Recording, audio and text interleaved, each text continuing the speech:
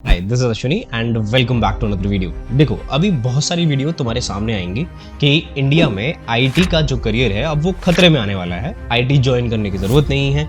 ये सारी न्यूज़ आएंगी क्योंकि अभी यूएस के टैरिफ पॉलिसीज कुछ ऐसी हो चुकी है, क्योंकि आपको पता है डोनाल्ड ट्रंप जब भी आता है कुछ ना कुछ ऐसा होता है। तो हम इस वीडियो में देखेंगे कि क्या मेरी जॉब खतरे में है, क्या मुझे आईटी में जाना चाहिए, जो नए टैरिफ पॉलिसीज आए हैं यहाँ से हम क्या आईटी में आ सकते हैं या नहीं, और आने वाले टाइम में रिसेशन होगा या नहीं।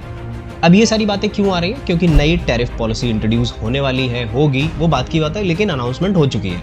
और दूसरी चीज कि अभी इस टैरिफ पॉलिसी की वजह से पूरी स्टॉक मार्केट में उथल पुथल हो रखी है। तो मैं तुम्हें समझाता हूं एक्चुअली कि पूरी कल जो स्टॉक मार्केट थी उसका हाल क्या था। आप देखोगे तो आपको भी थोड़े से नंबर बहुत डरावने लगेंगे। देखा, हांगकांग की जो मार्केट थी वो 13.6 से डाउन थी, यहीं इंडिया की 4.1 से। हम पे ज्यादा फर्क नहीं पड़ा है, लेकिन 4.1 एक स्टॉक मार्केट में एक अच्छा खासा नंबर होता है, ठीक है। अब बात करें ताइवान, जापान, अब ये यहाँ पे ताइवान और हांगकांग पे क्यों फर्क पड़ रहा है वो मैं तुम्हें थोड़ी देर में समझाऊंगा। वहीं अगर मैं चाइना की बात करूं तो 7% डाउन था। देखो यूएस को डायरेक्टली इम्पैक्ट पड़ता है चाइना से, ठीक है, क्योंकि देखो हम एज बात करें इंडिया के, अगर मुझे देखो सीधी बातें बोलना आता है, हम चाइना के कंपैरिजन में भी नहीं कहीं भी, ठीक है। वो बहुत ज़्यादा अपना जो बजट है वो रिसर्च में लगाता है, और जितनी भी चीज़ें वो पहले यूएस में होती थी अब वो चाइना में हो रही हैं। इस वजह से देखो यूएस का सीधा फंडा है वो, ये टैरिफ पॉलिसीज क्यों आई हैं वो मैं तुम्हें समझाऊंगा, लेकिन उससे पहले देख लेते हैं कि स्टॉक मार्केट। हमने देखा कि ये सारे नंबर्स हैं स्टॉक मार्केट में जो डाउन पड़े हैं। ये क्यों डाउन पड़े हैं, उनके पीछे रीजंस हैं कि हमारे जो यूएस की टैरिफ पॉलिसीज है वो इंट्रोड्यूस हुई है। हम पे बहुत ज़्यादा कम टैक्सेस लगाए गए हैं, अभी बताता हूँ क्या और क्यों लगाए गए। ये टॉप 10 कंट्रीज की लिस्ट मैंने निकाली थी चैट जीपीटी की हेल्प से, ठीक है। अब देखो इसमें है क्या, चाइना पे सबसे ज़्यादा टैरिफ लगाया गया जो कि है 60%। 60%। देखो क्यों, सीधे सीधे वॉर है ये एक्सपोर्ट और इम्पोर्ट की।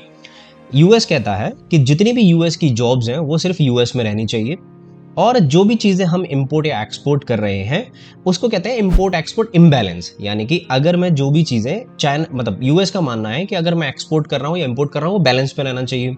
अब यहाँ पे हो क्या रहा है कि चाइना इतनी सस्ती चीज़ें बना देता है जो यूएस बना ही नहीं पाता है, काइंड ऑफ। अभी आपको चैट जीपीटी का एग्जाम्पल होगा, उन्होंने इतने $1 ट्रिलियन लगा के बनाया, उन्होंने उससे बहुत बहुत कम में बना दिया। सेम चीज़ें जो यूएस बनाता है अपनी आर्मी के लिए, अपनी रिसर्च डेवलपमेंट प्रोडक्ट में, सॉफ्टवेयर्स, वो चाइना बहुत ही कम रुपए में बना देता है। अब यही सेम बात है कि अगर इतनी कम चीज़ें बन रही हैं तो ऑब्वियसली दुनिया उसको इंपोर्ट कर रही है, तो यहीं से यूएस के थोड़ी सी जल रही है काइंड ऑफ, ठीक है। तो चाइना पे 60% टैरिफ, क्योंकि ये एक फॉर्मूला उन्होंने यूज़ किया है कि कितना एक्सपोर्ट कितना इंपोर्ट। मैं उसमें ज़्यादा डेप्थ में नहीं जाऊँगा। ये सब क्यों किया है पहले वो बताता हूँ। देखो ट्रेड इम्बैलेंस, क्योंकि ऑब्वियसली ट्रेड इम्बैलेंस कब होता है, जब आप ज़्यादा इंपोर्ट करते हो, ठीक है, और कम एक्सपोर्ट करते हो, तो ये आपको चाइना से बहुत बड़ा थ्रेट है यूएस को।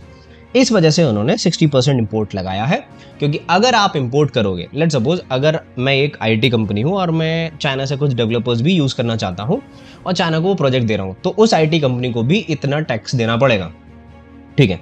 अब मैक्सिको में क्या है, जो फैक्ट्रीज हैं कुछ जो वहाँ पे कम रेट में लेबर मिलती है, वहाँ पे 35% लगाया है। चाइना के बाद ना वियतनाम एक ऐसी सिटी है जहाँ पे इलेक्ट्रॉनिक्स, सेमीकंडक्टर्स, ये सारी चीज़ें, टेक्सटाइल लो कॉस्ट में होती है, ठीक है। तो ये चाइना के बाद है, तो इसीलिए चाइना पे पूरा है और इन पे जो है 30% है। अब देखो जर्मन, हम 26% में आते हैं जो कि काइंड ऑफ कम है, लेकिन जर्मनी पे भी काइंड ऑफ हमारे बराबरी लगाया गया, क्योंकि देखो एक तरफ जो डोनाल्ड ट्रंप है वो डायरेक्टली सपोर्ट करते हैं किसको, टेस्ला यानी कि एलन मस्क को। तो लेकिन अब जो जर्मनी कार्स होती हैं वो ज़्यादातर इंपोर्ट होती हैं। अब जर्मनी जाना जाता ही अपनी कार्स के लिए है, जैसे वॉक्सवैगन आप यूज़ करते हो, कितने इंजन रिफाइंड होते हैं, अच्छी कार्स होती हैं। इस वजह से इन पे भी टैरिफ लगा है, हम पे भी लगा है। अब देखो, अब हमें क्या है, हमारी तरफ से क्या आउटसोर्स होता है, हम किसके लिए जाने जाते हैं, इंजीनियर्स। तो यहाँ पे हम क्या आउटसोर्स करते हैं, मतलब हमें क्या इंपोर्ट करता है हमारी तरफ से, यूएस, क्या आईटी सेक्टर्स, यूएस जॉब्स। अब यहाँ पे ऐसे ही आप ब्राज़ील का देख लो, है ना, ये कृषि, farming, agriculture and all. South Korea का देख लो स्टील के लिए, थाईलैंड का देख लो ऑटो पार्ट्स के लिए, ताइवान का देख लो सेमीकंडक्टर के लिए, ठीक है। अब सबसे कम इसमें ताइवान पे है। अब लेकिन क्या ये जो 26% लगा है हमारा इस वीडियो का पॉइंट है क्या हमें इससे फ़र्क पड़ेगा, जॉब जाएंगी नहीं आएंगी, ये एक्सपोर्ट इंपोर्ट अगर आप अभी इस पूरे में नहीं होगे, मतलब ये पूरे स्टॉक के गेम में आपको फ़र्क नहीं पड़ेगा। हमें फ़र्क कैसे पड़ेगा कि जॉब्स हमारी जा रही हैं या फिर आ रही हैं। देखो सीधी सीधी बात है, 26% अगर हम पे लगा है तो अगर जो कंपनी जैसे कि जिनके बिजनेस डिपेंडेंट होते हैं, गूगल, फेसबुक, माइक्रोसॉफ्ट या फिर HCL, विप्रो, TCS, जितनी भी सारी कंपनीज हैं, ये प्रोडक्ट देती हैं, मतलब प्रोजेक्ट देती हैं इंडिया में। अब जो भी यूएस के क्लाइंट होंगे जो हमें प्रोजेक्ट देंगे, उन्हें भी 26% देना पड़ेगा। तो ऑब्वियसली जॉब्स में डिक्लाइन आएगा। आप ऐसा सोच रहे होंगे, लेकिन नहीं, इस बात के दोनों ही पहलू हो सकते हैं। अगर इन पूरी लिस्ट में देखा जाए, we are a top exporters of engineers, right. तो अगर इस लिस्ट में देखा जाए तो हम सबसे कम एक टैक्स टैरिफ में आते हैं। तो इस बात के दोनों पहलू हो सकते हैं। कंपनी हमें प्रोजेक्ट देने से पहले या फिर हमारे इंजीनियर्स आउटसोर्स करने से पहले सोचेगी कि भाई मुझे इतना टैक्स देना पड़ेगा गवर्नमेंट को, पहले इतना नहीं था, तो क्या मैं इंजीनियर्स बाहर से आउटसोर्स करूं या फिर यूएस से ही कर लूं। क्योंकि अभी तक कंपनी क्यों करती थी, क्योंकि 20% टैक्स देना नहीं पड़ता था और हमारे इंजीनियर्स बहुत सस्ते पड़ते थे। क्योंकि जब मैंने एक अमेजोन के बंदे के लिए फ्रीलांसिंग की थी, उसकी सैलरी थी 6 से 7 लाख रुपए महीने, और वो उसकी एक्सपेक्टेशन थी कि वो 1 लाख रुपए देता था। लेकिन 1 लाख रुपए हमारे लिए तो बहुत बड़ी बात है, राइट। हाँ, लेकिन जहाँ तक मेरा मानना है कि 20% देने के बाद भी हमारी जो आउटसोर्सिंग है, मतलब जो हमारे इंजीनियर्स वो तब भी सस्ते ही पड़ेंगे। लेकिन फिर भी इस बात का दूसरा पहलू बताता हूँ। आपको लग रहा है कि जॉब्स कम होंगे, लेकिन मैं दूसरा पहलू बताता हूँ कि अगर 20% लगने के बाद भी, 26% लगने के बाद भी हम कहीं ना कहीं आगे होंगे। मतलब ऑब्वियसली जब सारे सब पे ही जो टैरिफ लग रहा है तो हम पे भी लग रहा है, तो उससे कोई फर्क नहीं पड़ने वाला। हो सकता है कि हमारी और ज़्यादा अपॉर्चुनिटीज खुल जाए, क्योंकि ऑब्वियसली हम सबसे ज़्यादा ये IT एक्सपोर्ट करते हैं। तो इसमें डरने वाली कोई बात नहीं है कि 26% टैरिफ लग रहा है, मार्केट डाउन है तो क्या होगा, रिसेशन आएगा। देखो ये सेम चीज़ 2008 में भी हुई थी और रिसेशन आया था। तो इसके लिए मैं आपको कुछ प्रूफ्स बताता हूँ।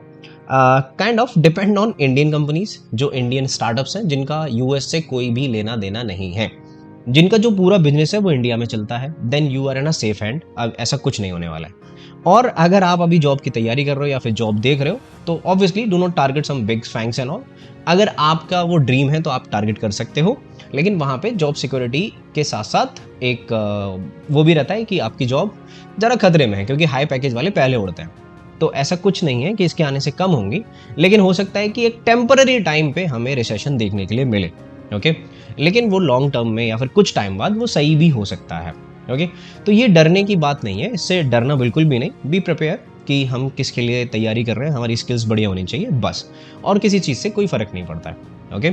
आई होप ये पूरे एजेंडा निकाल के, पूरे नंबर्स निकाल के, ये पूरी तुम्हें डिटेल दे के मैंने तुम्हें थोड़ी सी गाइडेंस दी होगी। अगर वीडियो अच्छी लगी या फिर आप थोड़ा सा भी तुम्हें अच्छा लगा, गाइडेंस मिली, तो वीडियो को लाइक कर देना, चैनल को कर देना subscribe, okay. Till then take care, bye bye.